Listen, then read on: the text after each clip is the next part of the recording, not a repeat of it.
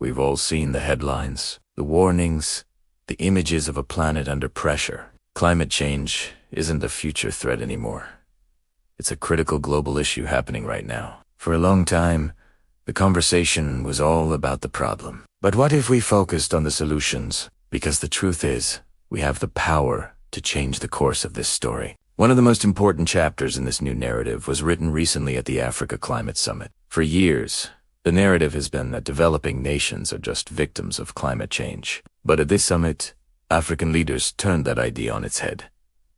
They're not just asking for help. They're presenting themselves as a key part of the solution. They have massive potential for renewable energy, with abundant solar and wind resources. And they demanding that the global financial system be reformed to make it easier for them to get the funding they need for green projects. This isn't just about charity. It's about a new, equitable partnership for a sustainable future.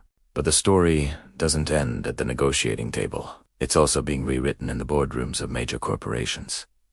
Companies that were once seen as contributors to the problem are now leading the charge for change. Take, for example, the cement industry. Did you know that cement production is responsible for 8% of global CO2 emissions? That's why it is great to see companies like Lafarge in Africa investing in new technologies to reduce their carbon footprint. They were using innovative ways to make cement with lower emissions and exploring new materials that can reduce the energy needed for production. It's a big deal because cement is one of the most widely used products in the world. If we can make it greener, we can truly make a big impact. And then there's the fashion industry, often criticized for its wasteful practices. But companies like Reformation are changing the game. They're using eco-friendly materials, reducing their water usage by 95%, and investing in renewable energy. These are the kinds of changes that can turn a polluting industry into a sustainable one. The point is, this story isn't set in stone. It's still being written.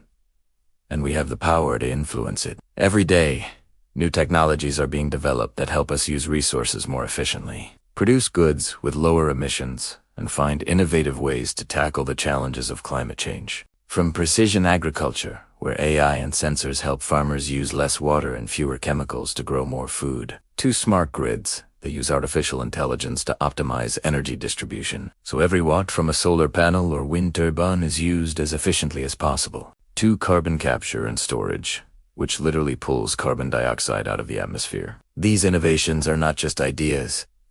They're becoming a new economic model, the green economy. It's a model that creates new jobs, reduces waste and pollution, and builds more sustainable and resilient communities. The challenge is huge. It will require all of us to work together, governments, businesses, and individuals. But the story doesn't have to end in a boardroom or a government office. It belongs to all of us. What kind of story do you want to be a part of? Do you want to be known as someone who helped to rewrite the ending? Because the truth is, we all have a role to play. So let's write the next chapter together. Let's build a future where sustainability and prosperity go hand in hand, where innovation and responsibility lead the way, and where the story of our planet has a happy ending. That's all for now. See you next time.